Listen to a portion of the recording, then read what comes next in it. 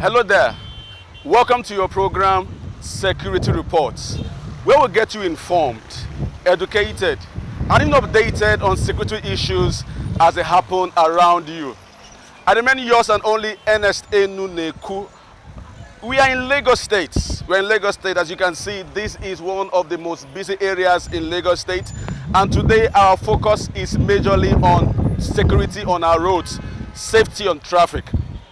That is why we are here on the road to give you an analysis of what is happening in Lagos. And of course, this is the most populated city in Nigeria. We have a lot packed for you today, and we are very sure you will actually have a swell time with us on the program. Yes, we'll be starting with the Nigerian Army. The Nigerian Army. The Chief of Army Staff, Lieutenant General Tukur Yusuf Buratai, over the week actually commissioned the first Nigerian Army vehicle manufacturing company. Yes, this company is meant to actually alleviate some of the problems the military have in terms of vehicle. And I think this is a new and a welcome innovation. We will bring you that report now. Stay tuned.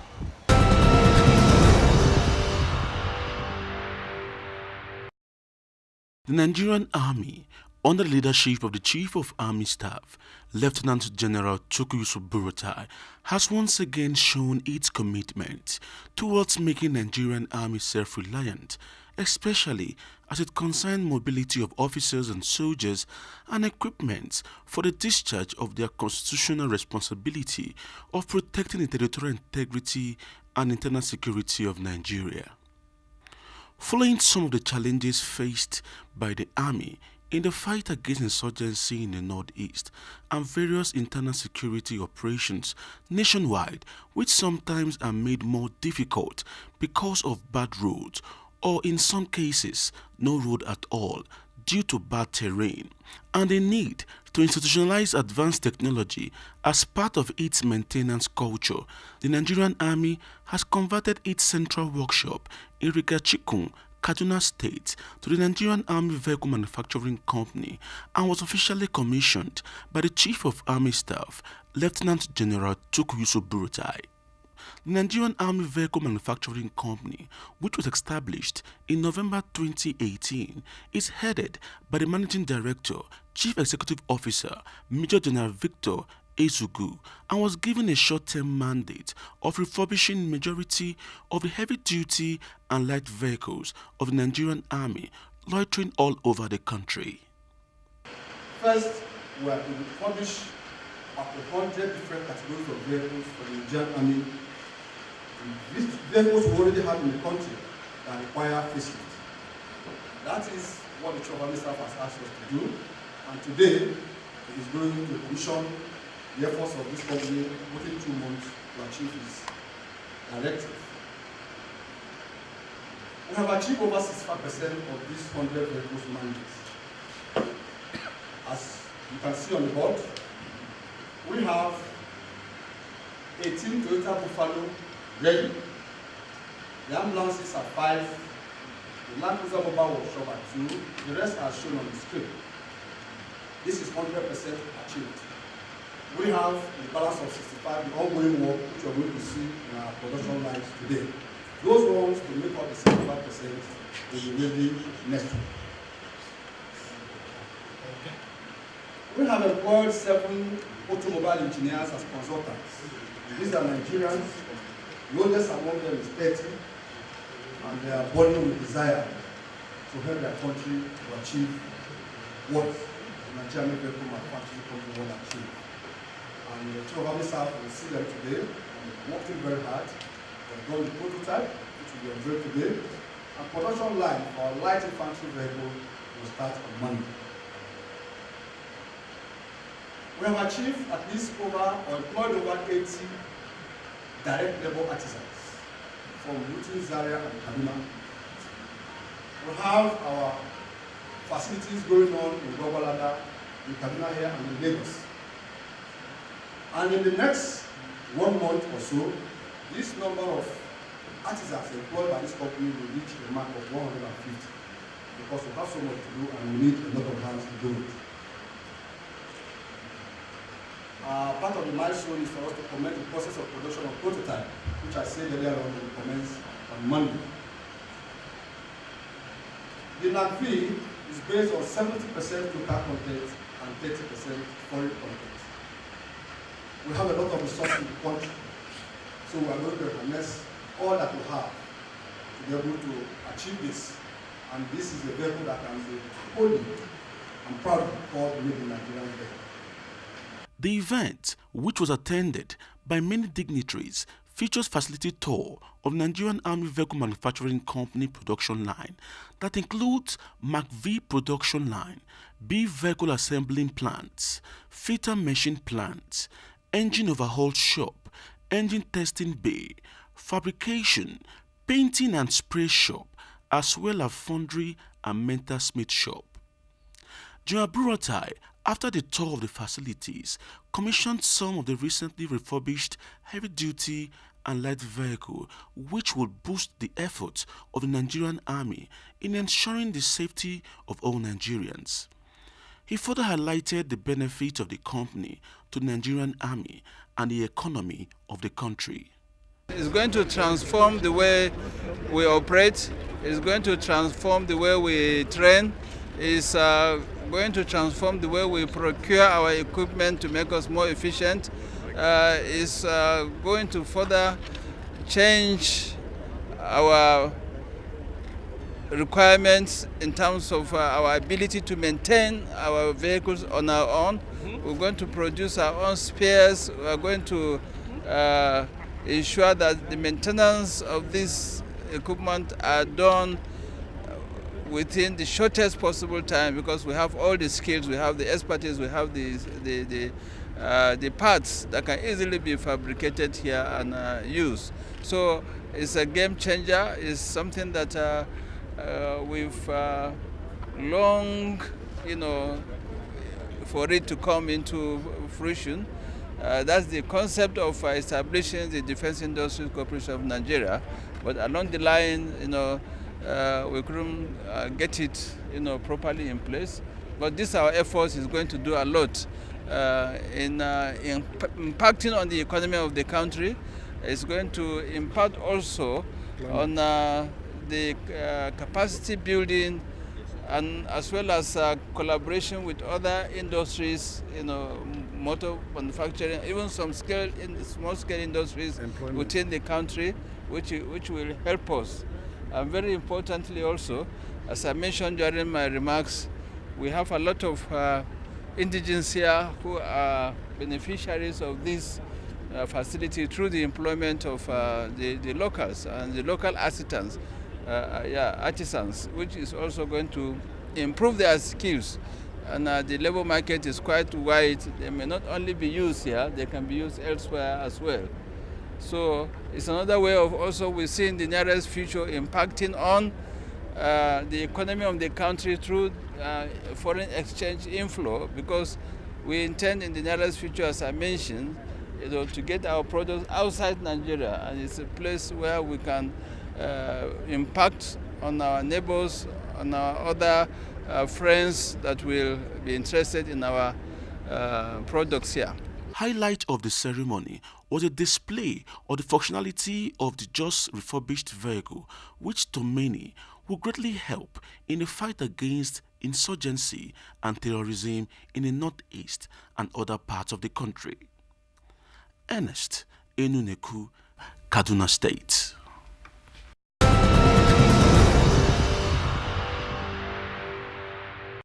Welcome back. Yes, it's very obvious the Nigerian Army is set to actually solve every problem it has as regarding mobility. Kudos to the Chief of Army Staff, Lieutenant General Tukur Yusuf Buratai. Going ahead, Security Reports actually went on a trip with her parent body, Security Watch Africa, all the way to South Africa. Now, this trip was very significant because there's this often in the pipeline where there will be training programs for security personnel in the area of policing, in the area of traffic. Now, this synergy will come up between Security Watch Africa and the Twani University of Technology in South Africa. We actually traveled all the way to South Africa to get the preparation on the way. And we actually did have an interview with two notable professors in South Africa. I've been talking about the Tshwane University of Technology. Now, we actually spoke with Professor Mofokeng and another Nigerian professor, and they gave us insight into the happenings in the Tshwane University. And this insight actually opened our eyes to a lot of policing issues. The interview actually conducted by Mr. Patrick Agbambu himself, and they told us the reason why this partnership between Security Watch Africa and the Tshwane University of Technology is important in order to actually solve the problem of policing, solve the problem of traffic control in West Africa and in Nigeria in particular. Let's get you that interview.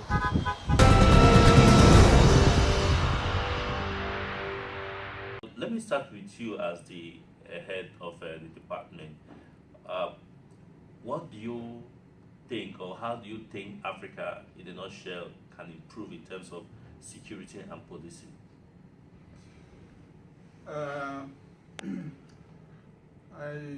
I'm of the view that we have to upskill our law enforcement agencies in terms of intelligence, in terms of leadership, in terms of management, in terms of to understand the emerging trends in terms of transnational crime, so that then Africa should no longer be considered as a dark continent that we are backward.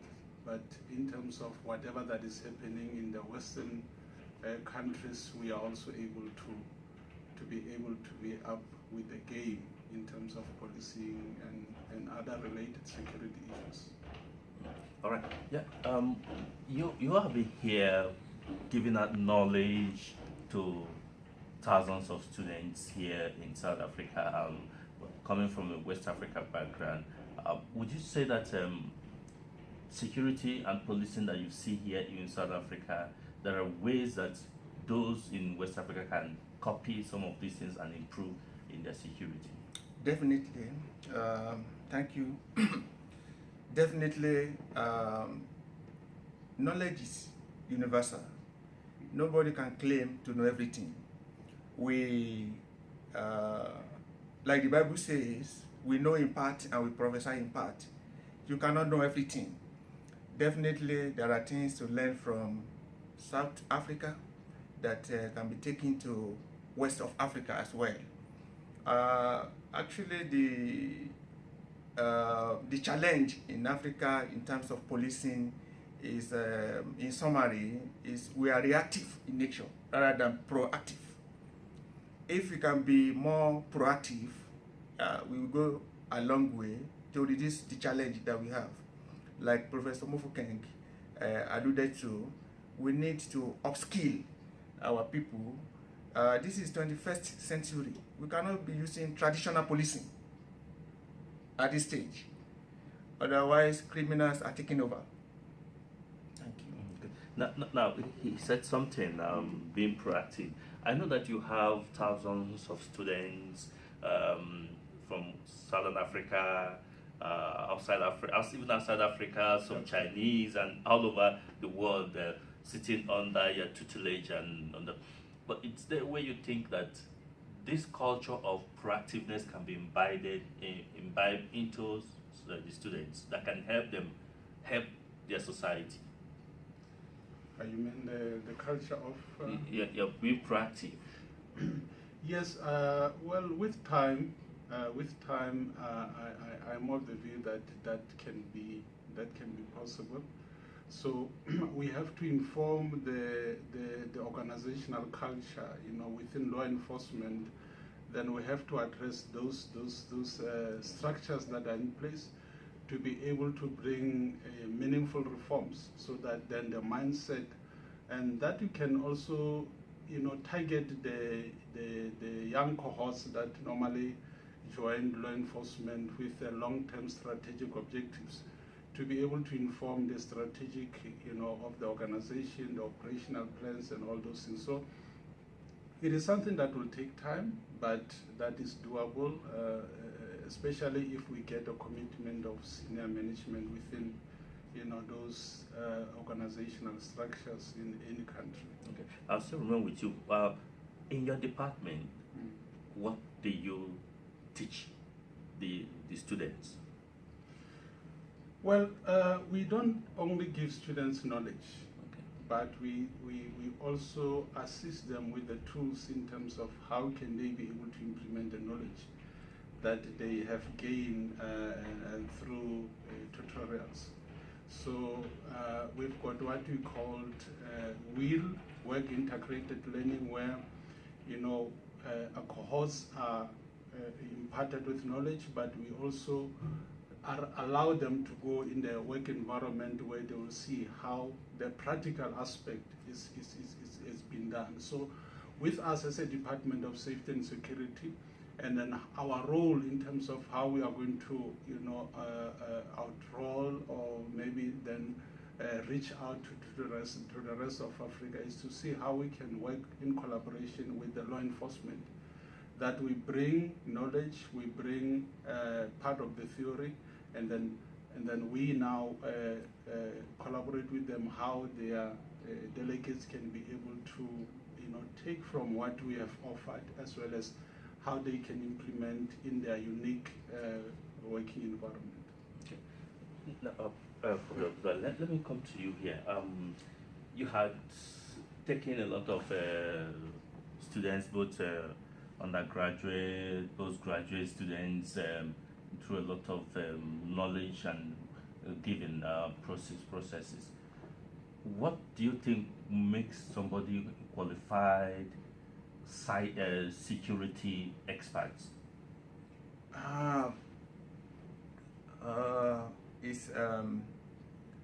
Knowledge is important. Up-to-date knowledge. Like I mentioned earlier, you cannot have a narrow knowledge and think that you are knowledgeable. You cannot, for instance, you cannot go to police college for a couple of months and think that you know everything. It's not possible. Like Professor Mofokeng, he was in police before. Now he's a professor of policing. You cannot compare him with somebody that has just gone to a police college. He's a researcher, he's well known, so you cannot compare him with somebody that has not gone through that process also. Look at me here also. I got background in law, like I mentioned to you the other time, member of Nigeria Bar Association. Now I'm a professor of policing. So knowledge is evolving. Is somebody cannot be stagnant. So what will make that person to be up to date police officer for 21st century is the quest for knowledge, quest for knowledge, quest for knowledge. Otherwise, you will be practicing traditional policing. Remember, in those days, before you can take from somebody his goat or his sheep to steal from his house, you must go to that place. But now, we are conducting interview in South Africa now, this moment. In the next second, somebody in Nigeria is watching this video. So knowledge, quest for knowledge is important. Nobody must think that he or she knows everything. Quest for knowledge. I must commend you, Security Africa, for coming to collaborate with us. You have answered part of the question. This that you have done now will take Africa forward, definitely, because as we move ahead now, we are going to bring knowledge to the table of people that come. And at the end of the day, they will know or realize that, oh, we didn't know we are as backward as this. So it will be good for us also to impart knowledge to them. We are doing a lot here. This is my HOD. We supervise from the undergraduate. In my university here, the DVC will tell you that the professor must be in the class also. We lecture from the background to the doctoral level. We have supervised brigadier, we have supervised people at the top. So somebody cannot just say, I'm a police officer. I went to police college. I'm a graduate of police college, so I know everything. No, it doesn't work like that. The same thing in West Africa. You cannot say you have gone to Nigeria Police College, so you know everything. No, it's not like that. Traditional policing, it doesn't work again, because this is a 21st century where somebody can take all the money in your account without having access to your bank card. So, quest for knowledge is important for a would-be police officer to be able to say, no, I'm at a level that I'm comfortable. In fact, it cannot be at any level that is comfortable, because even as professors, we do research. So we continue to update our knowledge all the time. The HOD will attest to it. We have high-ranking officers in our class, in our postgraduate level. We teach them some basic things. I have privilege to supervise a brigadier before. At times he will ask me, Prof, how do you know all these things? I say, no, just relax. That is the essence of being here, to bring knowledge to you. Are you with me? Yes, I'm fine. Now, let me get back to you again, because he touched the angle that many of our viewers will be interested in knowing. You were in the police, South African Police Service, right? That's correct. Yeah, and today you are now imparting more knowledge, not only theory knowledge, because at least sometimes you draw from your practical experience in policing. It's possible for people who are currently in the police service or any of the law enforcement agencies to also to gain knowledge like you did, like you are doing now. It is possible. As Professor Olotola indicated, that there should be a quest for knowledge. I was not satisfied with the status quo among my peers. That I was of the view that I can contribute more, and really I was determined that I need to develop myself. Even though within the South African Police Service we've got what you call the Code of Conduct, where it says it is the responsibility of every person to develop himself or herself. So it is not only about attending internal courses, but it's also exploring outside. And then that's where I followed. So to any person who is within law enforcement, that person, if he or she is determined, will one day eventually end up being the DVC of a particular, outstanding university. It does not end there. Even us, when we are now doing research, as Professor Olotola indicated, we are now requested that we need to collaborate with those that are currently in the field, because once you move away from the industry, as I was a police official, the knowledge will become dated. So you need those that are currently within the organization to be able to assist you when you do collaboration. Hence, we are having generals, we're having those that are in charge of provinces in South Africa that are our postgraduate students. So with those students, then they conduct research, and now we write on that particular, and then we send this to either conferences as proceedings, or we write articles, and because we bring theory and practice, it really makes something that contributes to knowledge. And if that person continues with masters as well as a PhD, one day, if there is an opening within the university, then that person is invited to become a lecturer, and then eventually become a professor. Okay. Now, we're here in the main campus of, in fact, the office of the Deputy Vice Chancellor of the University, Tshwane University of Technology. For the benefit of our viewers, can you tell us something about this university, where we are now? You've been here for some time, so I'm sure you have knowledge about the university. Yes. Today, this is Tshwane University of Technology. It came into being in 2004. This year we are celebrating 15 years of Tshwane University of Technology. But it started long time ago as a Technikon Pretoria University. In West Africa, we call it Polytechnic. Now it's a university. I can say, without being prideful, that out of all the University of Technology we have in South Africa, TUT, Tshwane University of Technology, happen to be the best academically, even in terms of research. It's not me bragging, the world record is there. You can Google it, you know, in the corner of your room now, you can Google anything, and the result will come out. Not only the best in terms of University of Technology in South Africa, but it's like pushing other former universities now, because the last rating, if I'm correct, should be TUT is now like number 7 or 8. Number Prof. nine. Number nine. In the top 10. Yes, in the top 10 university. Can you imagine? With the background of a polytechnic or technicum, now number 9 in the country. And South Africa has now more than 30 universities. So it means there's something to be proud of. And Yes, I know. And yeah, I'm privileged also to have done my doctorate here. Okay. And Professor Mofokeng also, we were like almost classmates. He did his own doctorate here also.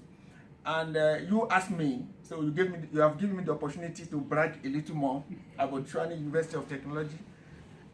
Just to answer your question further, we, myself, Olutola, Professor Olutola, and Professor Mofokeng, we happen to be external examiners to other universities also.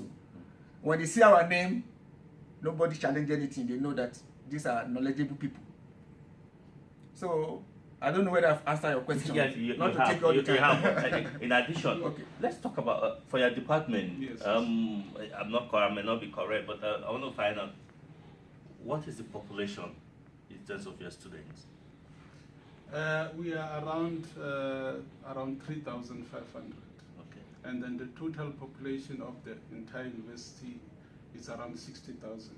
So we are quite the biggest residential university in South Africa. The biggest residential university in South Africa, Yes. and that I must say is quite quite big. Now we're having a partnership. We're working on a partnership with Security Watch Africa, with the Tshwane University of Technology, working on a partnership.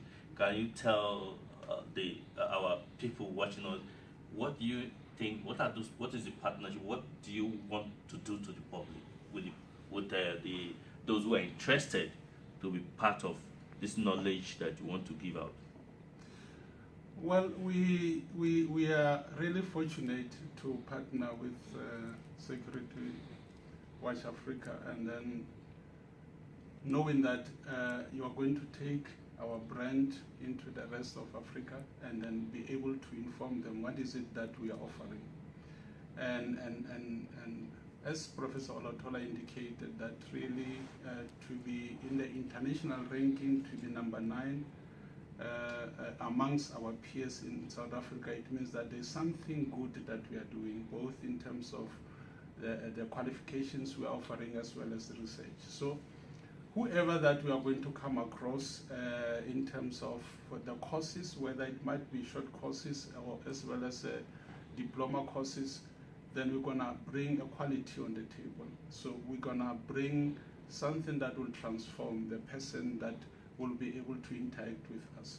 So it means that we are coming with a product that has been tested, that if you look at the quality of our students after they've been gone through the process, we are saying as a Tshwane University of Technology that we empower people.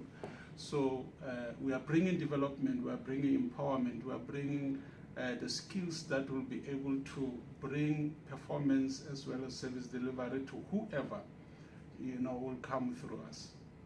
Okay. Now we must round up this because you guys are very busy persons. There are thousands of students that are waiting for one supervision or the other. But let's look at it. There was as part of the partnership, there is this idea of having certification because even if it's a particular item in terms of security or policing, for them to go through it. And what benefit can you talk about it, and how do you think it can work well for the people? It's going to work well for people because when you talk about this certification, people are busy. We have people, executive officers, they don't have time to go for a course for 3 years, 2 years, 1 year. But if there is short program they can attend, they will benefit from what we have to offer. There is need for what you have come here to bring to the Africa continent. People that have time and people that they don't have time, everybody will benefit. We got knowledge to impart. It's what we have been doing, and we are proud of that. It's not that we are bragging. I've told you, we examine for other universities, we write articles. You saw a book that just came out now. That book cut across all the universities in South Africa. And we are privileged that the two of us, out of all the universities in South Africa, we partook in that book. So this is our partnership between TUT, Tshwane University of Technology, and Security Watch Africa. Is going to benefit all. Whether you have time for diploma, degree, or short courses, depending on when we finalize it, we know the short courses, certification, how long will it take you. So everybody will benefit. You know. And even postgraduate. And even postgraduate. Yes. Even postgraduate. Myself and Professor Mofokeng, we prefer this research of a team. But because of the skill we got, the university said, no, we want you also to lecture the undergraduate. All the time, we complain about it. Allow us as professors to face our research and to supervise postgraduate students and write articles and publications. Professor Mokola, for instance, said, no, I want you to be in the class, because it's a privilege for the student, first year student, to see a professor in front of him or her. So everybody is going to benefit. Not only in the continent of Africa, safety and security is a challenge. Like I alluded to earlier, you know, from your name, Security Watch Africa, there is need for it. There's a gap for it. When you do your doctorate degree, what we ask is, or literature study, for instance, sorry, I'm talking like a researcher now, they ask, what is the gap that you have identified that you want to fill in your research? You have identified that gap now in Africa. That is why you have come to collaborate with us. So this collaboration, I'm sure, will benefit everybody. Those that want to do short courses, medium courses, even postgraduate, if they want to do PhD in policing, we are there. It's what we have been doing. We have long number of students we have graduated. Students are when they come to us, they want Professor Lutola or Professor Mofokeng to appear on their thesis. Some of his students that he supervised before, they are senior lecturers in other universities now. Some that I have supervised also, one is in Caleb now, in Nigeria. Immediately he got to Nigeria, they picked him up. He wanted to come back, they said, no, we want you. And they offered him senior lecturer immediately. He just told me yesterday that he got senior lecturer. Another one is in Zimbabwe. So that is what we are doing here. Everybody will benefit. Whether you don't have time, you have a little time for short courses, you get certification. If you have like more time for diploma, you get it.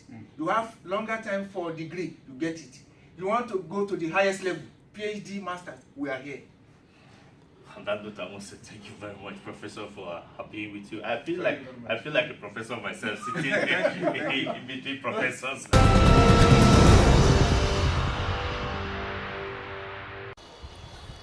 All right, welcome back. It's very obvious that very soon, when this partnership is concluded between Security Watch Africa and the Tshwane University of Technology, obviously it will help in developing manpower in policing and traffic management in Nigeria and also in West Africa.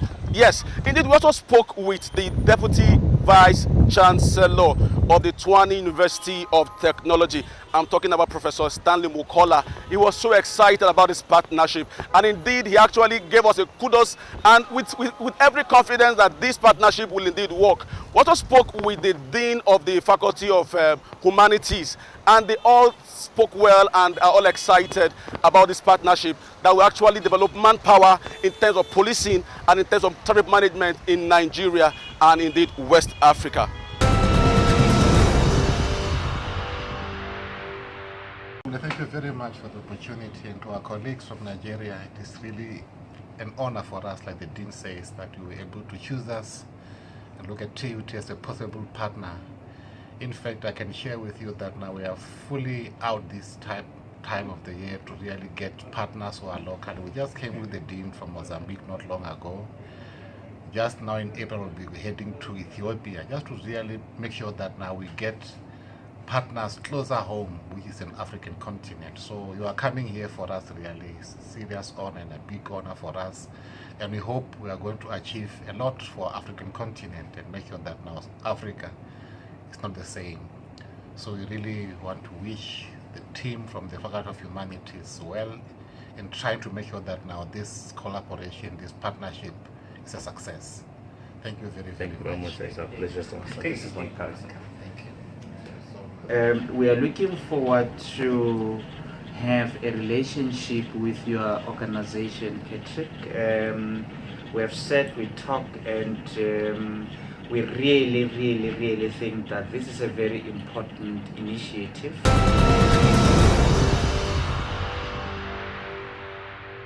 Yes, welcome back. We are still in Lagos State. Like I said earlier, the biggest, most populous, most vibrant state in Africa. Yes, still talking about traffic control. We also spoke with the retired Assistant Inspector General of Police in the person of Chris Olakbe, the chairman of LASMA in Lagos State. We actually spoke with him, and we caught him supervising his men doing their job, trying to make Lagos State free of traffic. And indeed, we had a chat with him, and he also told us how his agency and indeed some other agencies have been doing all they can to ensure traffic flows in Lagos State. Let's get to that interview now.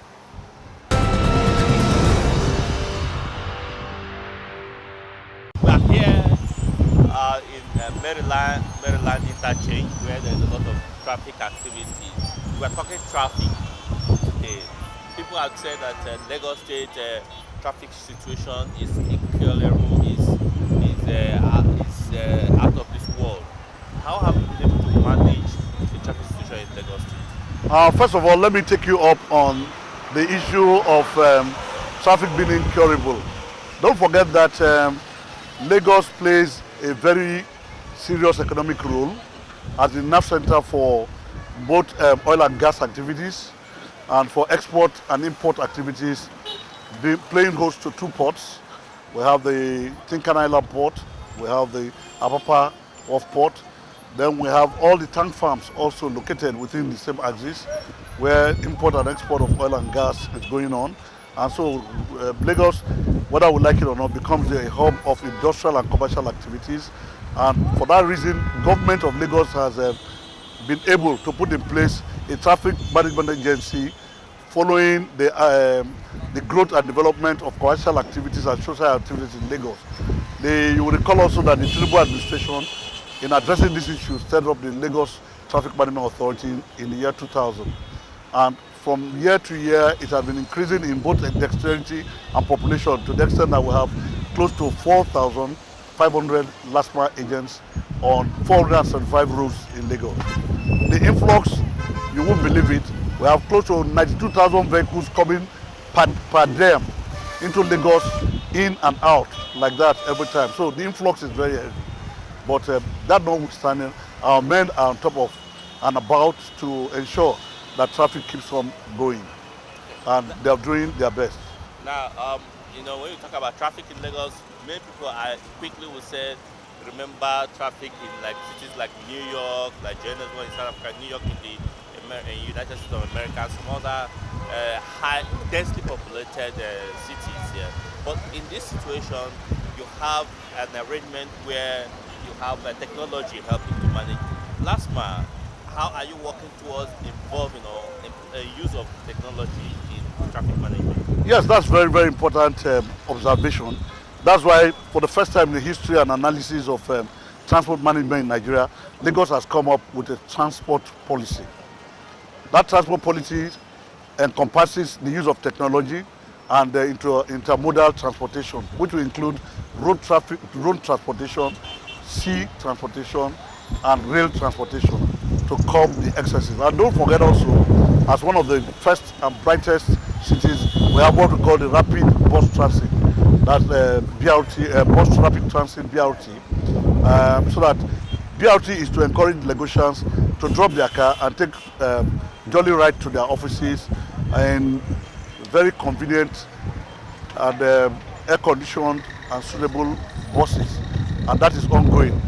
But under construction is the BRT lane that will take people from Abule Egba, the axis of Ota, straight to the corridors of Oshodi and Oshodi interchange to Racecourse. So when that comes on board, and with the buses of about 850 buses already on ground, I think it will go a long way.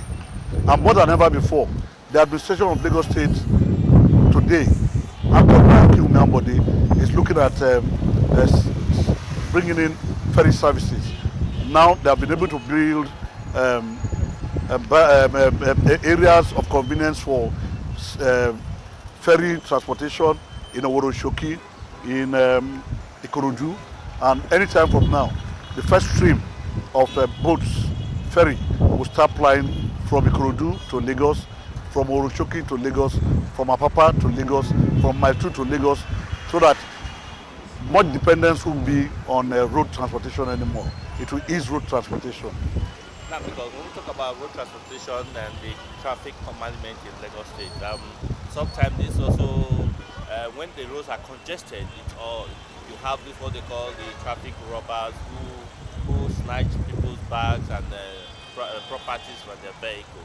I know that sometimes your men also provide surveillance to ensure that these things don't happen. Tell us more some of the innovation you have introduced in last month. Yes, one of the initiatives I've introduced is introduction and infusion and the approval anyway by His Excellency Akin Umeambode for the introduction into LASTMA curriculum, intelligence and information sourcing. So in that wise, they are trained to work with the Nigerian police in collaboration in not only making traffic move, but also sharing intelligence on what they see on the road and how people are moving all about the road. So, but we are promising that we are going to work out partnership with the military in intelligence sourcing and then deepen intelligence training with LASTMA authorities, so that in collaboration with other security agencies like the Directorate of the State Service, the Intelligence Service, and the police will be able to track down criminals who have formed the habit of criminally stealing and robbing people on the highway. Now, at the advent of LASTMA, people's belief is that those who were recruited to LASTMA were those renegades, those who are thugs. What are you doing to sanitize? I don't know if that was what was happening before. Then what are you doing to sanitize the system? Well, that was what they said before, but since the advent of this administration, the two recruitments that have been made have been solely recruitment of graduates. I could recall in 2016, between 2016 and 17, 8,200 graduates were recruited. And you can see them looking more purposeful, more dynamic, more presentable, neat, affable, and conducting affairs in civilized conduct. So we are injecting graduates into the scheme, and it's paying off positively. So you have a school where they are trained? Yes, we have a school where they train. We do in-house training, but in the in-house training, we also invite the Nigerian police so that they can inject into them some modicum of paramilitary discipline. We have in-house training with the military. They come in also and tell them about intelligence gathering and intelligence sourcing and intelligence. And then we have the Lagos State Enforcement Training Institute, LETI, that also deepens training in enforcement issues for the men. Now let's look at. I know that there was a time, I don't know if it still exists, when LASMA introduced, or the Lagos State government introduced, as a way of copying driving against the traffic, that any offender who is arrested will be taken to psychiatric hospital to mental tests and all. Why do you think people go drive against the traffic? And what is the penalty? Very, very surely, the penalty is very strict.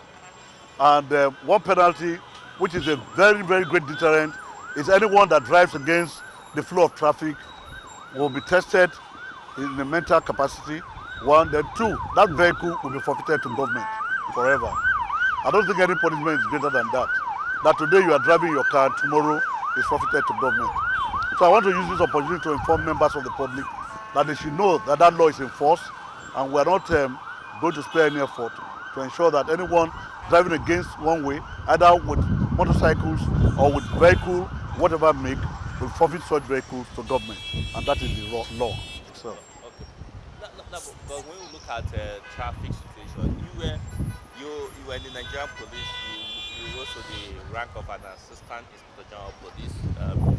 But you rose above the normal rankings of the police to become assistant inspector general of police. Now, how do we marry traffic control with the police force in Nigeria? Some have said, of course, traffic control in Nigeria is part of police in Nigeria. But can you tell us how the transition for you now, and how is it going? The transition is smooth because I've been in public relations, so I have to bring public relations to bear in my duty of now. So I'm able to build up a nexus, a bridge between policing and LASMA activities. And by collaborating with the police have been the forefathers and forerunners and precursors of traffic management. I believe the 1956 code empowers the police, the RTA empowers the police to take care of the traffic.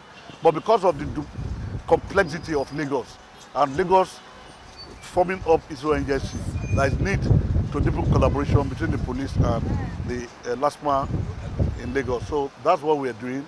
We have good synergy between the Office of the Commissioner of Police, particularly the State Traffic Office and LASMA, and we are working together in synergy, and it's paying off positively. Some say that LASMA officials, once it's 6 p.m., they don't see them again, and that's the period where there's a lot of traffic. Do you have any operating hours? The operating hours is from 5 a.m. to at least 11 p.m. That's why, graciously, the Inspector General of Police, through the office of His Excellency the Governor, has been able to give us fundamentally policemen who form the crux of the LASMA protection unit. So we have policemen that should stay with them even at night to avoid molestation, arbitrary intimidation from members of the public. Because that's one source that we fear a lot. They are being arbitrarily molested and intimidated most of the time. And we always tell them that it will lead to fines and imprisonment for anybody to assault a LASMA official on duty, and it will not be acceptable. But we have worked that modality with the police, and we are deepening it. Maybe sometime, someday, we'll include the platform of the police mobile system to give them enough coverage to suffocate those idle and disorderly people that want to intimidate them. Now, we must allow you to go because you are a very busy person, but we just met you here when, or as you are supervising your men. You always do this all the time, going around to look at where you have traffic and how your men are operating. Let me correct an impression. I have no office. My office is on the road. So I must continue to move on the road to see what they are doing, to gauge their conduct to members of the public, because we are trying to infuse in them what we call protocol of arrest, where they cannot be arbitrary and where they cannot be intimidating members of the public, as it were, while carrying out their lawful duties. So we go around, we make sure they are neat and they are presentable, and they have what we call civil engagement psychology, which we have taught them. And so we go around and make sure they are up and about on the road. And that is sine qua non to ensuring discipline. Meanwhile, we are also I established when I took over the LASMA monitoring and surveillance unit, who also go round, and also establish a provost marshal corps, who also their duty is to go around, fish out the dirty ones, deal with them disciplinarily, and make sure that men are turned out, speak and span all the time, and that men are alert and responsive to their responsibility. Would you say that it's a plus for LASMA, because some motorists are so afraid of LASMA officials? They say, look, it's better that police arrest you on traffic than LASMA arrest you, because they won't spare you. It's a plus. It's a plus because it shows that LASMA is doing this work diligently, industriously, and they are following the template which and the models of government. I want to say, without sounding too immodest, that just last week a strong delegation came from Borno State that they want to come and see the magic of LASMA so that they can establish their own traffic management authority. We have been able to assist Edo, Ondo, we're trying with Maiduguri, Delta. All these are all the products of the general well-being and industry of Lagos State Traffic Management Board agency. I give them kudos and I salute the bravery and the courage that the boys are putting on, in spite of the odds of intimidation and brutish annihilation or brutal annihilation of the men by some irate members of the public. They are doing their work well. Now, before I ask the last question, let's take the question now. Okay, now, traffic. A lot of people feel that the synergy or the nexus between traffic control and safety and security on the way. What's the nexus? The nexus is very clear. One, if the LASMA men are on spot and on ground, real time improves. You can say, okay, between 10 minutes I'll get to where I'm going to. And so it saves you from the horrors of traffic. Two, their presence with the police and the neighborhood watch, you can see them. They too are partnering with us also to make sure that criminals are checked and criminality is checked at the same time. And the police also, if you look towards that angle, you see the police also on ground. So we have a web that we've wound to make sure criminality is reduced, traffic is flowing, and the general well-being of Lagosians. Finally, what would you be telling the Lagos motorists and those? What conduct do you expect from them? Without missing words, I expect that wherever you are leaving your home, make sure your vehicles are in good condition. One.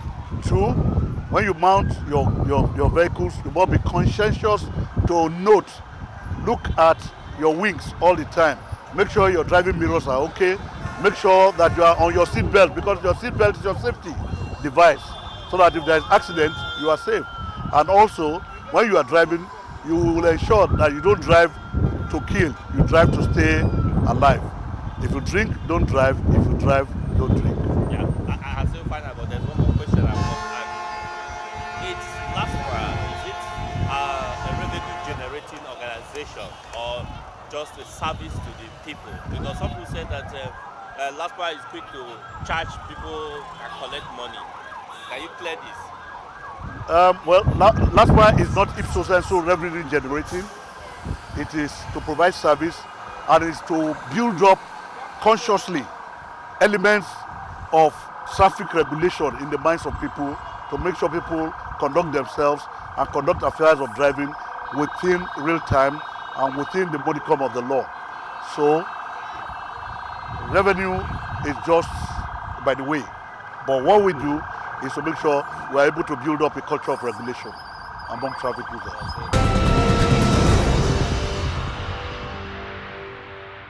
Welcome back. As you can see around me, traffic everywhere in Lagos State. Traffic everywhere in Lagos State. But thank God for these agencies doing all they can to ensure that the traffic is flowing. Well, you can't even beat that. The population here is mind-blowing. the people here, I think it's over 23 million people in Lagos State, over 23 million people and counting. People are coming to Lagos every day. And you will not be surprised if you have this kind of traffic in Lagos every time and every minute and every way. But thank God, like I said before, for the agencies doing their best to ensure that traffic is flowing in Lagos State. Time is not on our side. We have to leave for other programs to continue. I remain your host, Ernest Enyuneku. Bye-bye for now.